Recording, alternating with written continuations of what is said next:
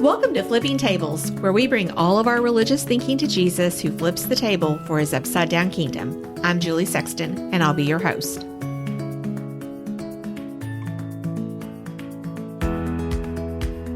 Welcome to Season 3, Episode 1. It's a new year and a new podcast season. I'm excited to finally be back at the table. In fact, my husband remarked this morning, "Are you ever going to start that podcast back up?" And don't worry, honey, we're doing it today. So this is the first episode of 2025, and I'm joined at the table by the one and only, and my very first co-host. I think she's the OG, the original, Twila Brown. And Twila, Happy New Year. Happy New Year. It's so good to be with you this morning. It is a good day. It's a little cold, a little white outside, a little icy. It is. Oh, yes. What's going on in the Brown household? Oh my gosh. Well, everybody's healthy, but we're still all here. The snow has us stuck. And so it's funny. I was just talking to someone else earlier this morning and, and she was saying well, I would love to get together and have lunch sometime soon. And I said, girl, I would love to have lunch too, but I don't think these people are ever leaving my house. Her kids are gone. And so I was like, she's like, yeah, you're right. She said, well, you let me know if your people leave next week. So hoping to break out of here soon, have my independence back. Yeah, I know. It's kind of a difficult thing for me to figure out. I have a pretty much empty household, but I also am lonely for people, to see people and talk to people. I mean, I think I called you the other night just because I was like, I need someone to talk to. Yeah. Just, I need a little, human interaction. Could you come into my kitchen with me while I cook dinner? That's what I thought. Yeah, that's right. We're about 10 days into 2025. And again, this first week of January has been a snowstorm. We have been iced in, snowed in, all the things. Church was canceled the first Sunday of the year. School's been out all week. And we're kind of waiting for the second wave of another winter storm to blow in this afternoon. I think around 3 this afternoon, it's supposed to get crazy again. So I'm done. I don't mind the snow. It's fine. It's very pretty. Actually, yesterday morning I went outside and it was the first day the sun had come out. Yes. Yeah. And I stood out there and it was like, I do enjoy the cold crispness. I am a northern girl, so it doesn't offend me the same as it does some people down here. But the snow was sparkling like diamonds. And then the trees were all dripping with the ice and looked like little, they were just dripping with diamonds. And the air was just so crisp and clear, and the sound of the snow crunching under my feet and Millie's little feet in her little doggy boots. Yeah. And I was like, God, your creation is so beautiful. And I felt sorry for people who never get to experience snow. People who don't ever, if they live somewhere in the world where that's not a thing, because it is really beautiful and really, there's something very pure and crisp and clearing about it. But I'm ready for people to be able to drive out of their homes and go back to school, if we're being really honest. That's majestic also. I feel the exact same way about the snow. I thought when the sun came out yesterday and the trees looked just icy and sparkly in all the ways you just described it, I felt the same exact way. The only complaint I had was I didn't want the road to be icy. I wanted to be able to drive above 5 miles an hour to get out of my neighborhood yesterday. Yeah. It was so slick. The streets were just glistening. And I was just like, I don't like that because it makes me feel so out of control. So yeah. I'm ready for that part to be gone. But the rest of it is beautiful. I love cold does not bother me, as we know. And it is so beautiful. It's very Narnia-like. It's very it just brings that. And I know winter in Narnia was kind of like a bad thing. But I'm like, it still was really beautiful. And it was really magical to those kids who went through that wardrobe door, right? They came out of this being stuck in a house, if you've seen or read the Chronicles of Narnia, and they entered into this winter wonderland and they were just so excited.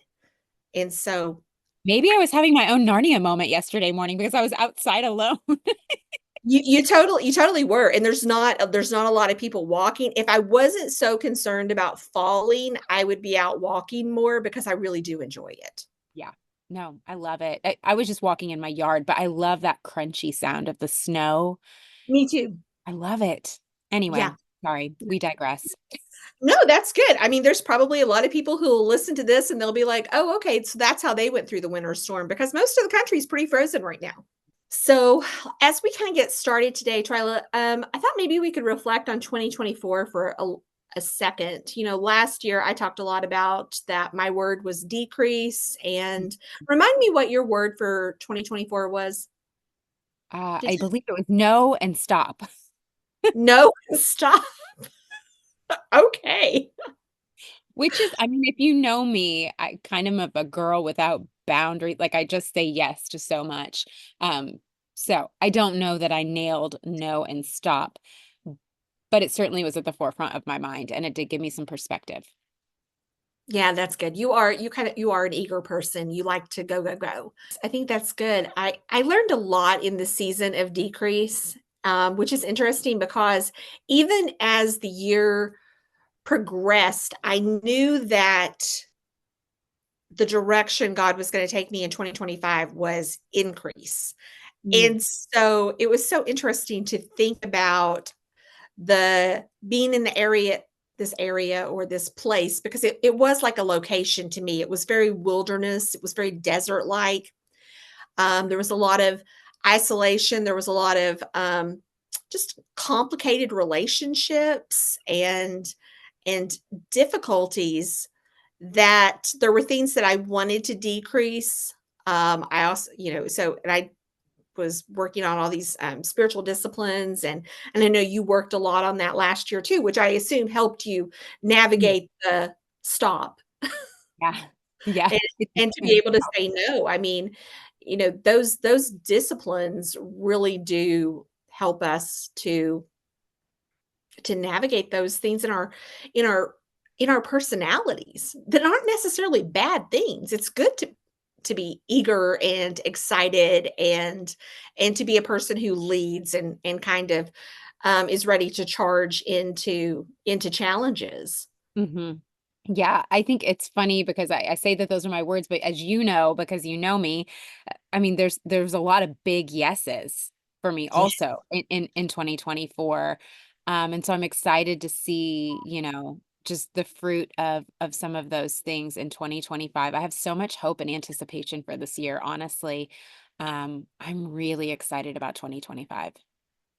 So what is your word for 2025? So I have two. Okay. Um, because I couldn't really humble is one. Uh-huh. Um, just knowing my personality type and some things that I've been working on, like internally, spiritually, and emotionally, making sure that I'm always maintaining a humble posture. Mhm. And then also, I don't know if it's give or it's generous, but really, the older I get, the more I enjoy being generous and giving, just in spontaneous ways. It's brought me a lot of joy. And my husband's always been that way. Like he would give anybody anything. Even if he had nothing, he would still give you like, the crumb on his plate.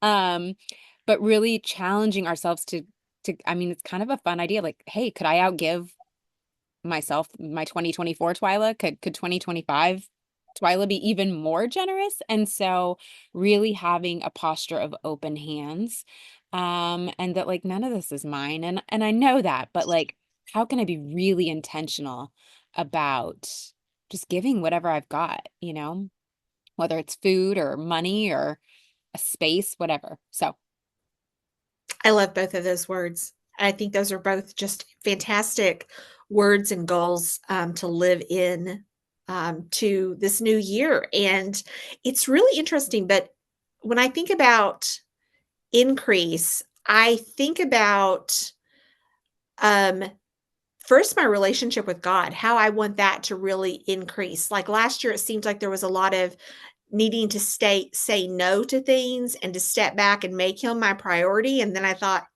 what I learned was, and it's just anytime that we take time to really spend time with God, we realize that he really does satisfy us. yeah. That he really does meet that longing and those needs within us that we try to fill with other things. And so I'm just like, Lord, I want more of that. Like increase that, increase more of my desire to be with you and your presence to just to fill me. And I'm excited to see what God's going to do this year. Yeah, same. So I know that we are both list makers and making plans. We love to do this. And in the last newsletter that I sent out in 2024, I really challenged our audience to take some time for reflection and to make a plan for 2025. And because I know you, have you always been this way? Have No. you haven't? When do you think that kicked in? Somewhere in my probably mid 20s, because to be really honest, like as a kid, I mean, where this would have surfaced would have been as a student, right? Yeah. I did not come from a household where there was really any expectation or follow up set. It was like, well, just do your best. And so there's never any pressure in that way. And by nature, I would say I am a procrastinator and that I work well under pressure. And so I was the kid that was like, creating a map of the whole country at 11 o'clock at night the day before it was due. So like I've always been that like down to the wire worker, and I do still really work well under pressure. I do tend to procrastinate things that I'm not excited about or that are maybe not my favorite. But I would say probably in my mid 20s, when I started working for a nonprofit, I had to plan a lot of things. And so that's when like lists and spreadsheets and things like that became super exciting to me. And I really love to like, I'm not a visionary, but if you give me your vision, I love to create the strategy and operational like implementation to bring it to fruition. Yeah, I love that about you. And I do. You help me so much in that way because I can have an idea, but I don't know always how to map it out and work it out. And that's something that you have been really helpful to me to be able to bring those skills to the table. Yeah. You're very generous that way. So I know something fun that you do, and I don't know if we've ever talked about it, but I know you like to write a letter to yourself and pack it away in your Christmas decorations. It's my favorite thing. It is literally my favorite thing about Christmas. So Yeah, go it ahead. started, it was the Christmas of, let me think here for a second. I'm going to do the math backwards. Finn was born in 2013, so I was pregnant with him the Christmas of 2012. So Christmas of 2011, putting away Christmas decorations, and I took a Post-it note. I don't know what prompted this. No one, I wrote down on a Post-it note, please tell me you have a baby. Mm, And it was like, love me. And I tucked it into one of the little ornament boxes. yeah. And because we were trying to conceive, we were really trying, we were struggling, we were going through some different fertility things that were not working. And it was my heart's just deepest desire. And I just tucked that little note in. It makes me emotional to think about it. And so Christmas of 2012, I did not have a baby, but I was growing a baby. And it was Awesome. such a sweet thing. And so then it just became this thing that I did every year where I would just tuck a little note, and it's been different over the years. Sometimes it's a verse. Sometimes it's a specific request or dream or hope that I have for what life might look like the following year. Mhm. I know that like when we were building our house, for instance, we were going to move in January of 2016. So when we put away Christmas decorations that December of 2015, it was like, how's the new house? Like, I hope you're loving it, but remember, this is not your home. And so just sometimes it's a reminder, sometimes it's a hope or a dream, sometimes it's a verse. 2019, the verse that I put away was Isaiah 43:19, which then when I opened the Christmas decorations in December of 2020, I was like, yeah, wilderness and wasteland, more like a dumpster fire. But it's just interesting to see how God has worked and how I have grown, and where the yeses were not the way I expected them to be a yes, and how sweet that is. And honestly, I usually I write it and I forget it. Like, honest to God, I can't even tell you what I wrote for the one that I just put away, a week or two ago. I really kind of just like write whatever's on my heart in that moment, tuck it away and forget it. And so it's always kind of a surprise of like, wait, where did I stick it? And so it's fun because as I'm opening all of these boxes and decorating my tree every year, I'm getting to see all of this little like crumb trail of God's faithfulness in my heart and growth and where things have worked, together for my good over the years. And it's just a treasure. And I hope that someday when we're gone, and our kids inherit our Christmas decorations, that they'll see these notes and that they'll see their mother's heart and desires for them and for our family and God's goodness and that it'll just be this little kind of like, I don't know, like documentary of our life. Mhm. I love this. I love it so much. I think it is such a good idea that I'd never thought about it. I've never known anyone really who did this. I think my mom does something sort of similar. I'll have to ask her how she does that, but I I wish that I would remember to do this Mhm. because and I think you need to remind me to write a letter. Like, I do everything in a journal, but Mhm. what I really love is that you said that you don't think about it. Like, you don't even really remember what you wrote Yeah. just a couple of weeks ago. And that is like, so it's not like you're trying Mm-mm. to like accomplish Mm. what you hoped for. It's like It's I just just put it down and release it. you put it down, We'll see you next release year. it, and I think even, like, the forgetfulness of what you even wrote is such a gift from God. It's a grace, because then you get to experience this joy and wonder of surprise. Yeah. And then as you're decorating the tree and you're thinking back over your year about how God answered that, how God came through. I love this. I think this is such a good thing. I think it should be like something that you try to teach the rest of the world how to do. Like, Okay. like I'm gonna, I just because it's so good. It's so good, Yeah. Twilight. Thanks. Thanks. I do love it. I love it. It is, like I said, it is my favorite thing. And yeah, that first year, like I completely had forgotten that I had done that. And so that, Christmas of 2012, when I opened that little box with the little crystal angels in it that now hang on Finn's little Christmas tree in his bedroom every year. I was like, oh my gosh, I wrote this. And then I was like, oh my gosh, the baby's not here yet, but I've got one.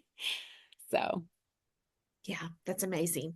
I know you also like to do the dream guide. I do. That So, yeah, you and I both have, as we've talked about, I think several times on the show, we both have New Year's Eve anniversaries. And so we usually don't really get to celebrate our anniversaries. But Stefan and I always at the end of the year, or the first of the year, will try to get away even for just like one night. And like this year we just stayed in Lexington, but we went to a hotel, we went out for, a nice dinner, and then we went back to our hotel and we worked on this. We do the dream guide every year. And just reflect on, the previous year, what were the things that we grieved, what were the things that we celebrated, and then what are our hopes for the coming year. And we always are really intentional about just kind of having those kind of conversations and thinking through, and aligning and understanding each other's desires and hopes and dreams. So yeah, yeah, we love that we do that. that's really good. It's something that I work through kind of on my own, but I don't usually bring Paul into it. It's very personal to me that Mhm. it's usually something that I just like really focus on myself, and I think that that's an area. Actually, I know it's an area that I need to grow in. Mhm. And I think it's one of the things that actually when I worked through the dream guide this year that I put on there that, in just like growing in just that relationship with others, first with my husband, just to be more intentional about it's not like Paul doesn't hear what I'm thinking and dreaming and planning, but I just think it's the working on it together part Hmm. Yeah. that that's really special. And I would say that there's a lot of people who do the dream guide like I do it, but Mhm. you guys really make it like a team thing. Yeah. Yeah.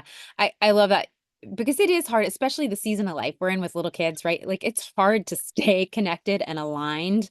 And so it really forces us to be able to do that. And so I think particularly in this season of life, it's important for us to try to do it this way. And like you, like I have lots of personal, ideas, ambitions, goals. Um, but I'm glad that we come together and share that and verbalize, even if it's a lot of times it is our own individual like things, right, that we're talking about. Um, Right. because one of the things that we said that we wanted for next year was we wanted to have more of an aligned like goal or dream instead of we're kind of bringing our individual, but we're doing it together. And I do like that we're verbalizing it to one another because we can hold each other accountable, we can cheer for each other, but also we can process it and be like, well, why, or is that best right now, or whatever. But one of our goals is to have a like goal instead of us kind of because we kind of go back and forth and write down like together. So yeah. That's good. That's good. I like it. And again, because we do have those end of the year anniversaries, it is a good time to have those conversations. Yeah. Yeah. That's And I good. will say About that, what's working, what's hard, where do we need to be better for each other? So yeah. yeah, Paul and I didn't go out on New Year's Eve for our anniversary. We actually stayed home, and it was very low key. We enjoyed just we love to watch The Lord of the Rings, and so we watched one of the movies and just had this nice quiet evening at home. But then we did go out a few days later for our anniversary dinner. And at the dinner, like we actually ended up kind of organically talking about um, some of the things that we were learning in our Bible reading and just coming together and talking about some of those things. And it was a lot of fun. And it was just, there was just this depth of just, that intimacy that you have, like when you've been married as long as we have, especially me, I've been married 30 years now. And um, it's just like, wow, like I would have not thought in 1994 that this would be the kind of marriage that I have and I enjoy. It might have been something that I wanted, but I didn't know that it would happen. You just don't know. And to now be 30 years into this and be like, I really still like this man and I really like our lives. So That's awesome. That's special. yeah, it is. Okay. So again, when Paul and I were having our dinner, we were talking about reading. And I have a big goal this year in Bible reading because my plan is to read the Bible 4 times in 2025. And I'm doing like 4 cycles of reading the Bible in 90 days. I'm using the Dwell app, which is new to me, and I absolutely love it. I think I'm gonna write them and just give them a testimony about how much I love this app because I've been listening to the Bible for years and years, but just the new narrators, and I have hymns playing in the background that comes through the app. It's just a really cool app and a really cool tool. And I asked Paul, I said, okay, so this is what I'm going to do. I was like, do you want to read the Bible 4 times this year with me? And he said, I think that's a bit much. He said, I don't know that I can make that big of a commitment. And I was like, okay, well, just figure out what you want to do. You're going to do Bible recap again. We've done that a lot. And he came back, I think actually at our anniversary dinner and said, I've decided I'm going to read it twice. He said that to read it in 90 days takes about an hour a day. And he's like, I think that's too much, but I could read half of that and I could still get through the Bible twice this year. And I was like, that's awesome. I love that. And I'm bringing it up, and again, it's not from a place of like pride because I know that it is something that is not as hard as people think it is, but I also know it's extremely hard. It's Hmm. extremely hard to commit to reading the Bible in 90 days, even just once. And so Hmm. that's kind of my challenge that I'm putting out to the listeners and putting out to you as my friend. Like I just hope that everybody who is a part of the Flipping Tables family would commit to at least trying one cycle of reading the Bible in 90 days once this year. I'll So think about it. you'll think about it. You're so funny. You're like, I will think about it. Well, maybe you'll come back like Paul did I in a few days might. and say, like, you know what, I think I could do that. So I know that reading is not your jam when it comes to like Not. reading a lot of books. Like it's not Mhm. like your thing. Like I read 30 books last year. I would like to read at least 30 books this year. Girl, the only book I read is the Bible. And Okay. okay, Everything you else is audible in my life. Yeah. well, okay. In the 30 books that I read, most of them probably were on Audible, and that's okay. That is not, it counts. I know Yeah. people who'll say, "My daughter-in-law says that that doesn't count," and I'm like, "It 100% counts." So, if I had to sit down and just read page by page, first of all, it would be really difficult because I'm more of an auditory learner. I like to listen. I like to hear. It's just better. Yes. So, Yeah. do you have any plans to read any books? Do you have anything on your must-read list this year besides the Bible? I mean, that's a given. We're Bible girls. I just pulled up my Audible so that I can tell you what's in the queue.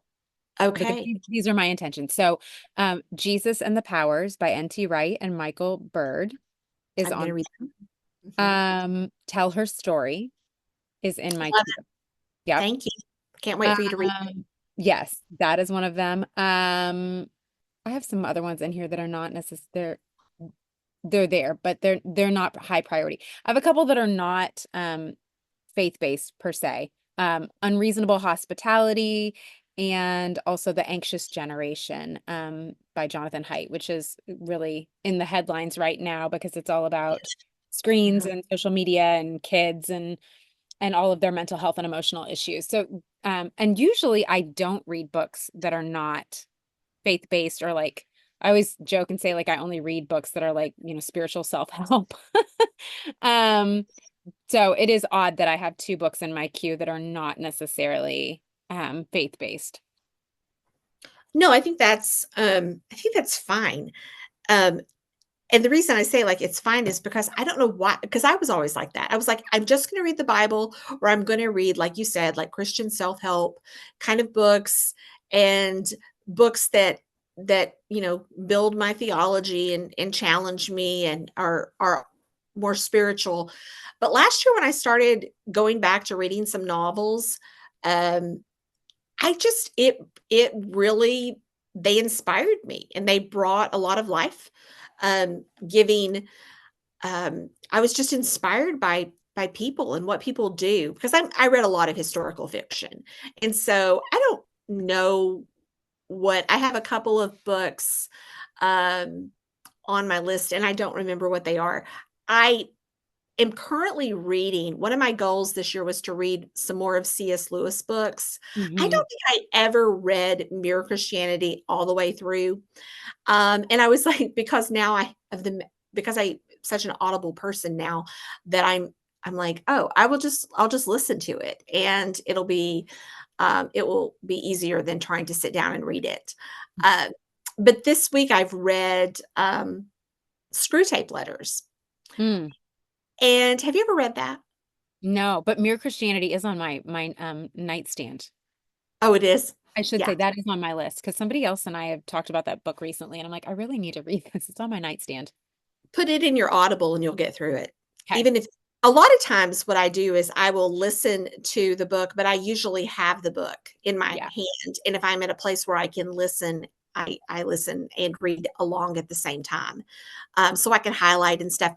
But Screw Tape Letters, one of the things it's been really, really surprising to me what an interesting read it is. I've heard it quoted and I think I've read sections of it before, but one of the things that really kind of like jumped out to me, I guess because I'm getting older, was there's Screwtape is advising his protege to who is like kind of like meddling as the enemy does with this young Christian, and he's feeling kind of discouraged because this young Christian is like really, into his faith, and now he's marrying into this good Christian family, and it's just like it's going to be really hard to derail his faith. And Screwtape is advising him like, no, no, no, don't get discouraged. Um, it's when they age that they weaken. And I'm like, really? They were like, he's like, they'll become more concerned about their physical body, and they'll be more concerned about pain and endurance, and they get weaker physically.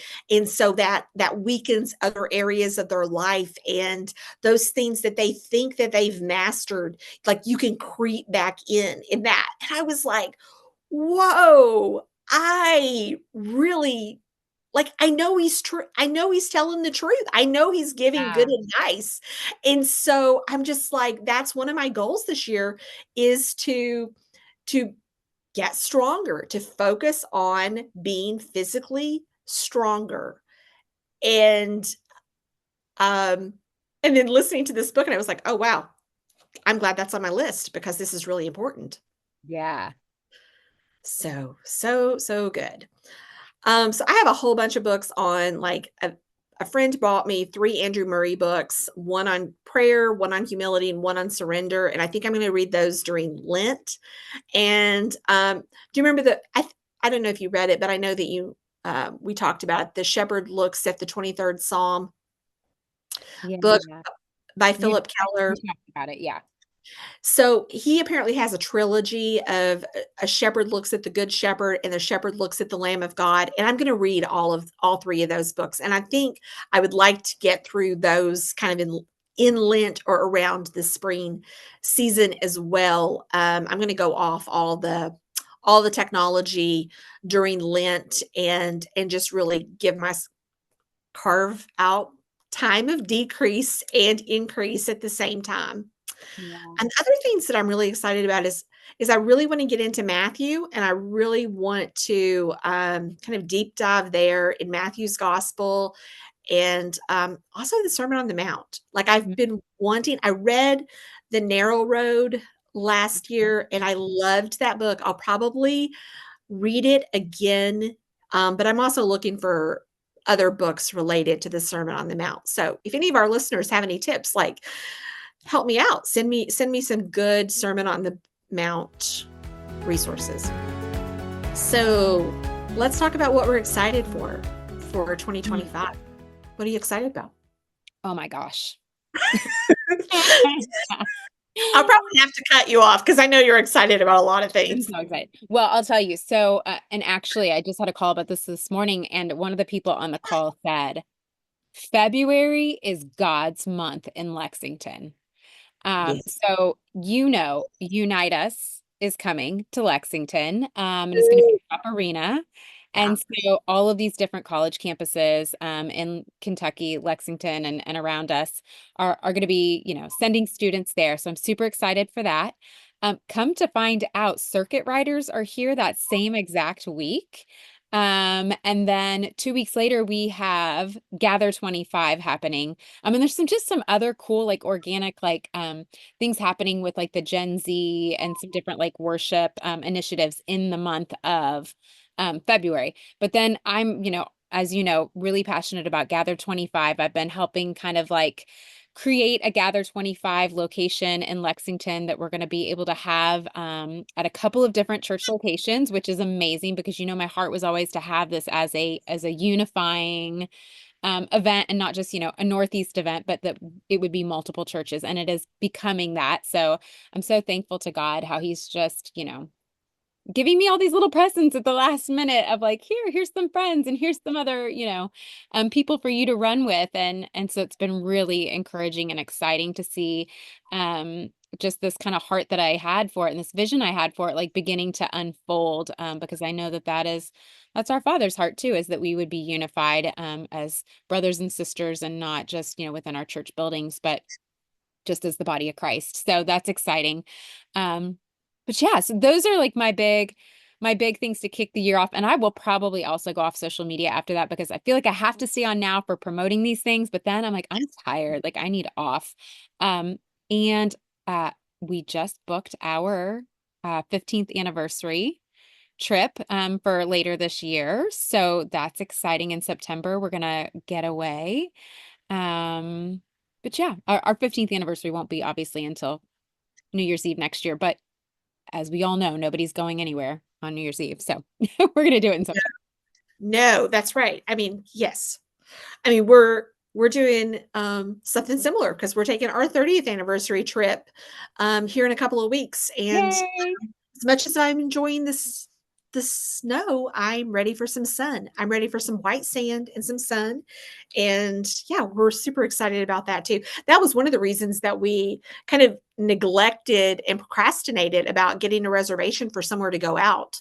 We don't have the same situation you like you do with little kids, where it's a little more challenging. But we we just missed the window because we were so busy thinking about our trip and making sure everything was together for that. So um, I agree with you about Gather 25. We have prayed every month for Gather 25, Mhm. and I'm super excited about Unite. I want to hear more about that. I can't wait to volunteer and be a part of that, to be in Rupp Arena for this big. And again, I just am so I keep thanking God that Jenny Allen will be bringing Unite to our city Yeah. so close to Gather 25, because Yeah. I'm just like, that is going to be something that she'll be so excited about Gather 25. She'll be talking, and then they can like direct to these churches and places that are going to host Gather 25. And it's going to be February is an exciting month. I have big hopes. I was just praying for all the colleges in Kentucky that I could think of yesterday, just for them to just come to both of these events, to just really see God move in this generation. Yeah, it's phenomenal. And so I Yeah. mean, you know me, I could talk about it forever. It's so encouraging. And so, yeah, it's those. So I don't know. After February, it's going to be kind of like a, deflation of my excitement for 2025. All the good stuff's happening on the front end. But no, I have to believe that there's so much good stuff that's going to come on the heels of all that. So I'm sure it will just continue on. But yeah, I'm super jazzed about this year. And I also love that we're both already seeing, like, I knew that I couldn't get off social media at the beginning of the year, that I wanted to stay on until after Gather. And so I was like, okay, after Gather, then it's time. That'll be like Lent will be right, you know, coming up. And so like just go with it. Yeah, same. And I have my next silent retreat scheduled for the 1st of April. So I'm really excited to do a silent retreat before Easter, during Lent, and I'm just really excited. I have a writing project that I want to work on this year, and I'm excited about that. And then our good friend, one of our good friends in Israel, has asked me to go through the New Testament with her this year. That's so good. Isn't that so good? Like, I I know. love that because, it just aligns my heart with my love for, the Jewish people, Yeah. and, getting to serve them, and get to, like, just experience, knowing Jesus, with her is gonna be really, really fun. Yeah. So, good things to be excited about. Yeah. So, I guess I should tell people what we're going to talk about on the podcast. Yeah. Now What's that we're coming now up? that we're really starting, but that's one of the reasons I want to get so into Matthew and do this deep dive into the Sermon on the Mount, is because I want that to be a large part of what we bring to the table for the podcast this year. And we will use table 2 and table 3 to gather around Matthew, probably this spring and summer and fall. But we will kind of break it up. We'll do like a section of Matthew episodes, and then we'll probably sprinkle in some conversations and some interviews and some other stuff. But I'm excited about that. Hmm. And another thing that I really want to do with the nonprofit this year is to kind of gather a group of Joannas, gathered women who want to serve other women.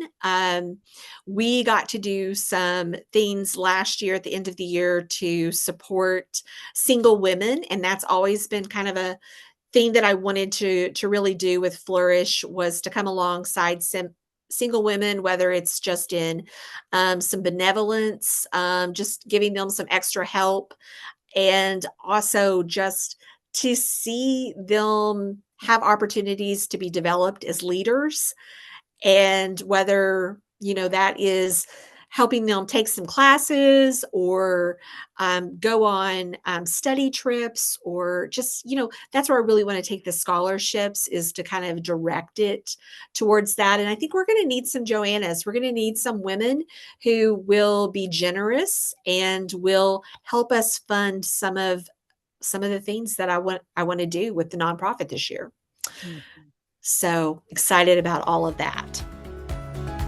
All right. Well, I kind of want to wrap up our conversation. And just because you and I, we love all things Jewish, and I went down kind of a rabbit hole spurred on by some posts that I read by some Christian leaders, and who also love all things Israel like we do, and a couple of rabbis, and a Aussie Dave. I don't know if you follow him on Instagram, but he always has just these great posts where he takes a Hebrew word, and he just kind of works through it.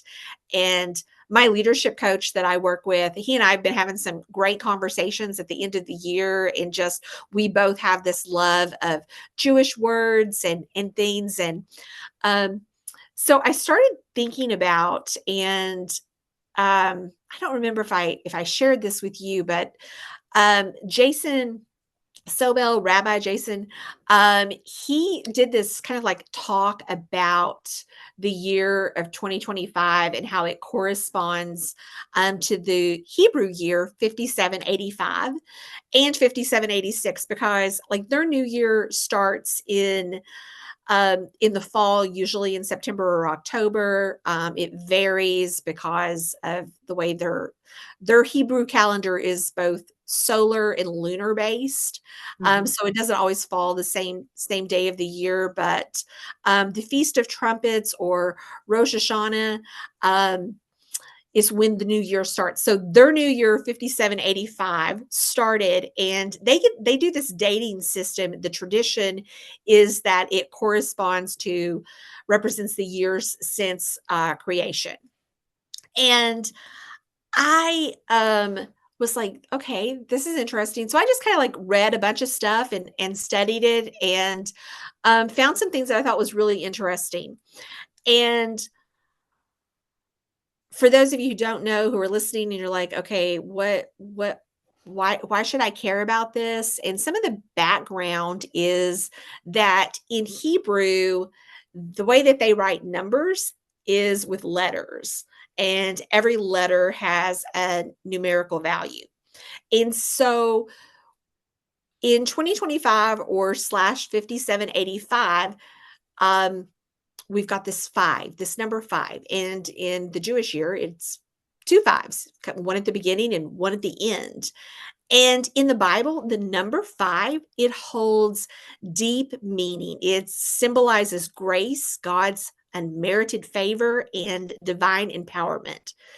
And so as we enter this new year, I want us to be reminded of God's abundant grace that surrounds us in the beginning of the year, but also to kind of remember that there's grace for us at the end of the year. Again, I like that, how you talked about your Christmas letter, and what a gift that is to you at the end of the year, when you're going to be pulling out your Christmas decorations and putting together. But just when I think about 2025 now, I'm thinking about it with in the number of 5785, to think that the grace that I'm experiencing now will carry me through the year, but also be at the end of the year.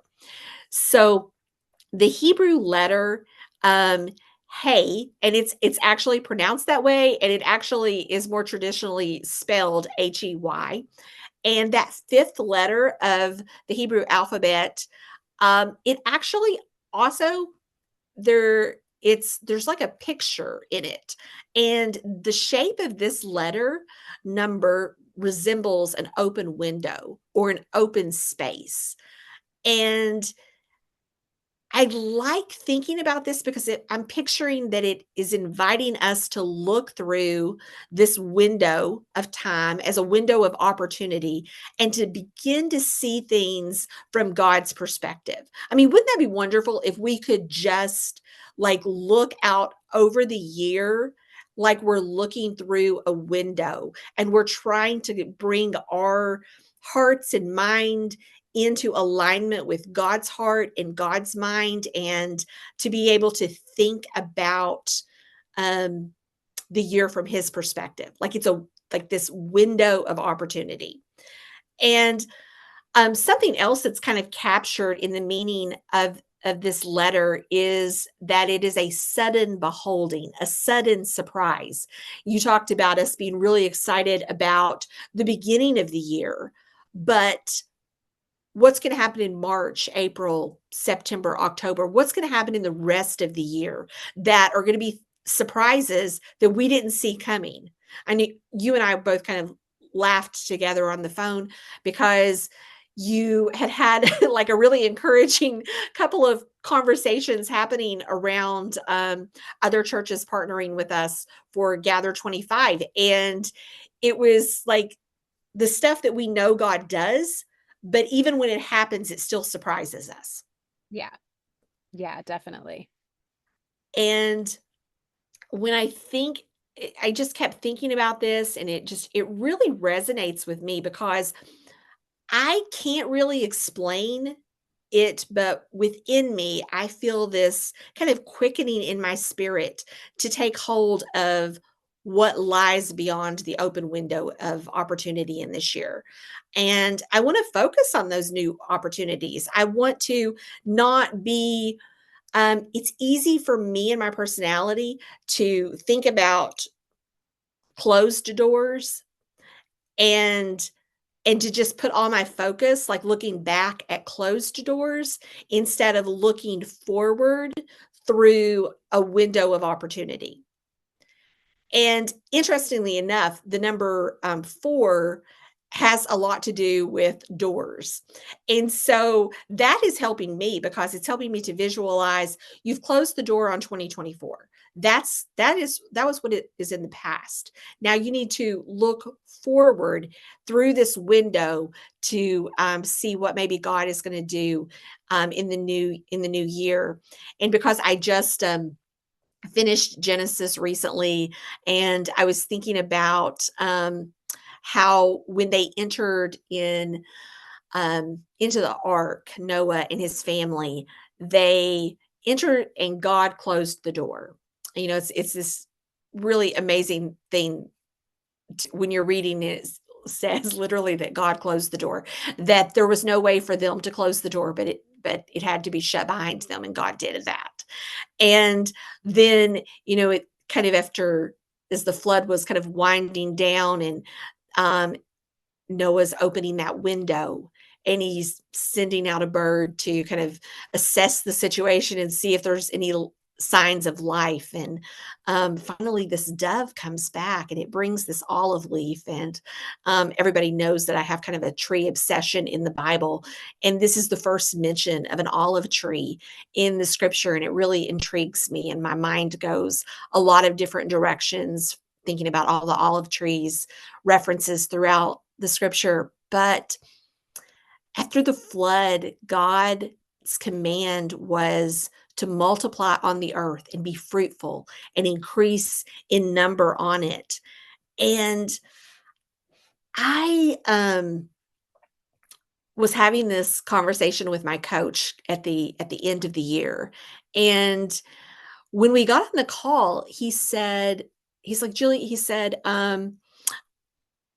I just feel like I prayed for our time together. And he said, when I was coming into this conversation with you, he said that the Spirit just really was pressing on me just to pray for you, like to just to pray over you, to really intercede for you. And I was like, well, I love that. I love that you want to pray for me and God's leading you to pray for me. So yeah, I'm here for it. Do it.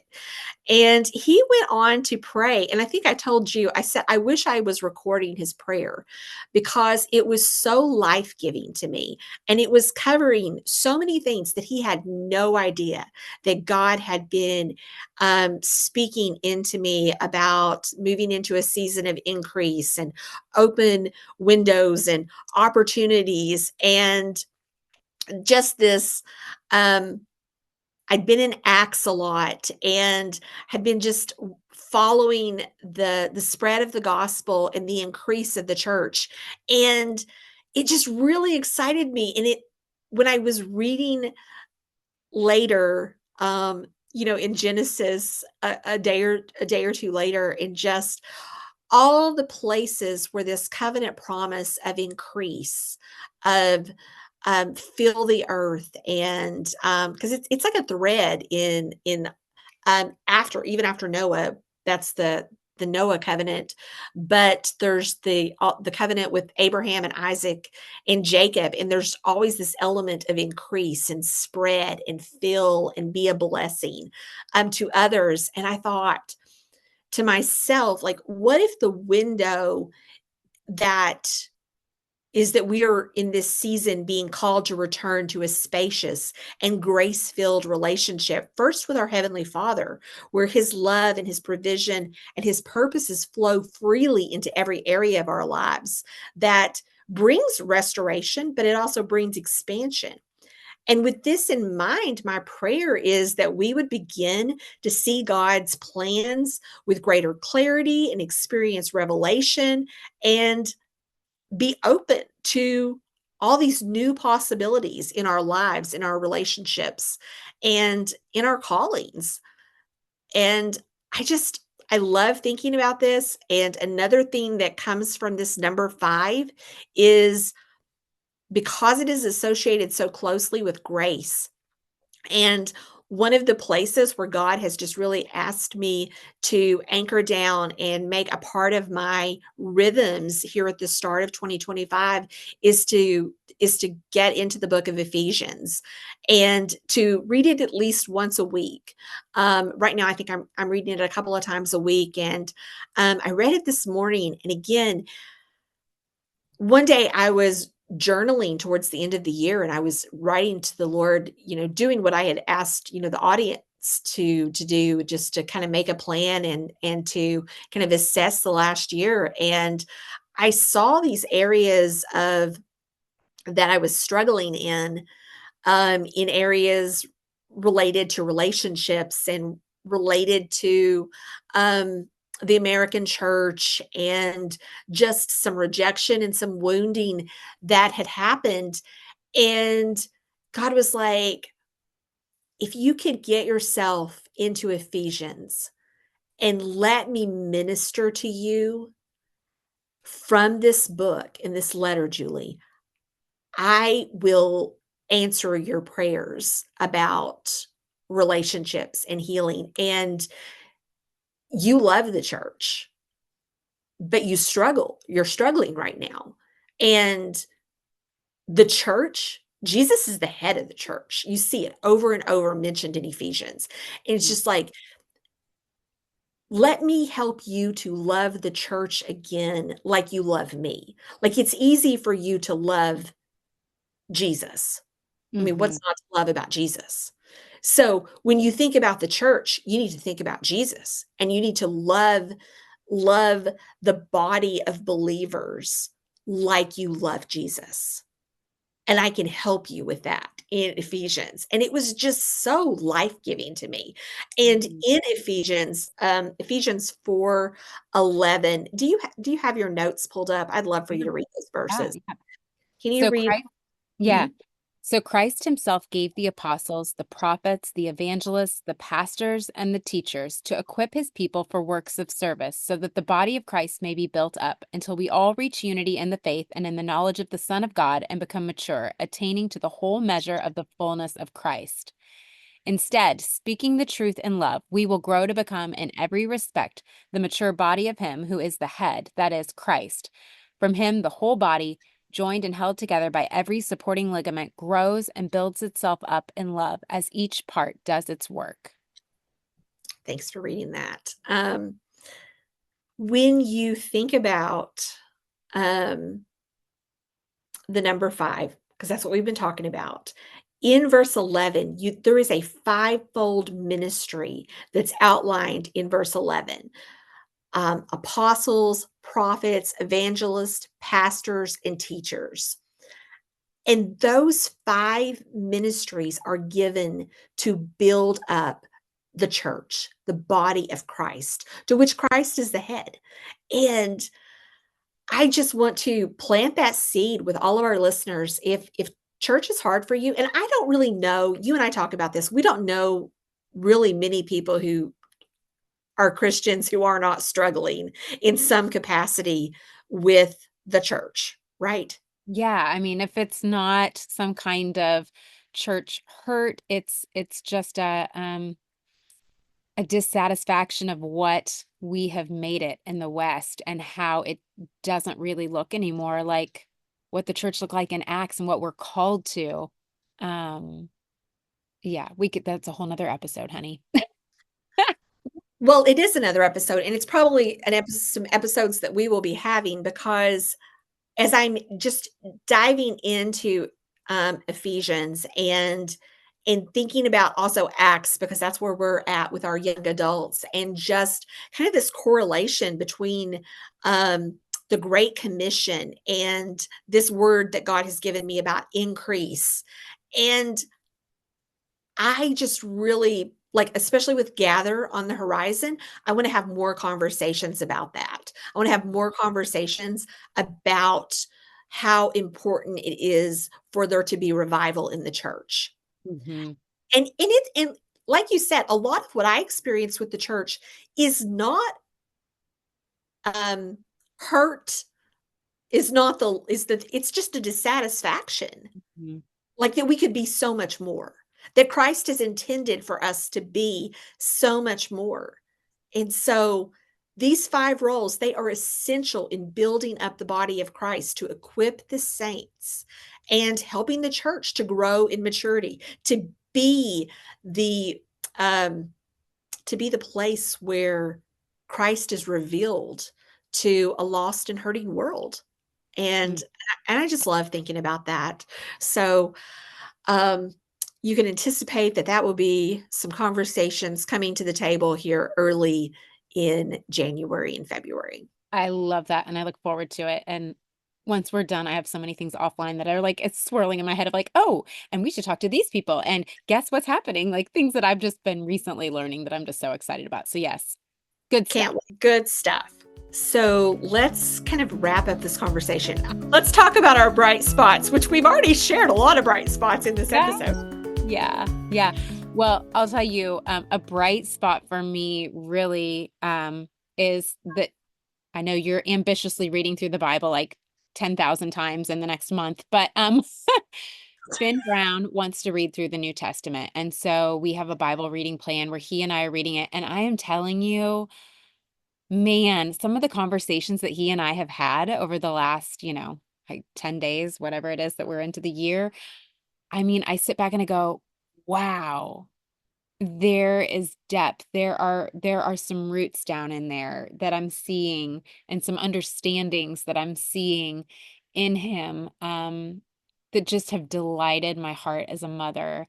And so I'm so thankful. I told him, I said, these times that we have every day together, this is my most favorite thing in my Yeah. whole day because it Yeah. is so precious. And to just see like, as a parent, especially when they're at that like middle school awkward age and he's a boy, like you just don't know. You don't know how much of it is sticking and but I'm like, okay, like it's there, it's there. And it's just it has been so just it's been so sweet and so encouraging as a mom to be like, okay, this kid's he's got it. Those roots are in there. Like he gets things and so it's been just really surprising and thrilling for me as a mom. So good. I love that. I love that you're reading through the New Testament with him. Yeah. Our Some of our other friends are doing that too with their kids, and I'm like, yes, I'm here for it. That's wonderful. Um, What about Well, you? I was gonna make it my anniversary dinner because we did have such, a good time, sharing, so I think I will make that. My husband, it was really funny, he sometimes I tell him he's a bad orderer, but we went to this great inn in Midway, and we had this, it's a farm to table kind of restaurant, and, we had this great meal, um, but he ordered duck, and I was just like, "You're not gonna like it." He's like, I've never had it. I want to try it." And I was like, "Okay." But anyway, it was just kind of fun to know that about him and to know that he wasn't gonna like it, and then he didn't like it, but he ate it, and That's it was awful, Julie. he said, "I'm not gonna do that again," but I but he won dessert. We started joking like that. I felt like I chose the better entree, but he chose the better dessert. Okay. And it was a kind of a fun thing, but it just really was that time together. And at the end of the night, and this is the part that's my bright spot, he said, "I just liked being together." That that was what was important to me about this meal, was that we were just at the table together. So, that That's was a bright spot. that is good. That is good. Okay, well, Twyla, thanks for this great conversation today about all of our dreams and hopes for 2025, and it's always good to talk to you. So, friends, we are praying for your 2025 to be filled with new opportunities, and that you will find that open window that God has in your life, and you will follow the trail of grace throughout the year. So keep following the table flipper and leave the table flipping to Jesus.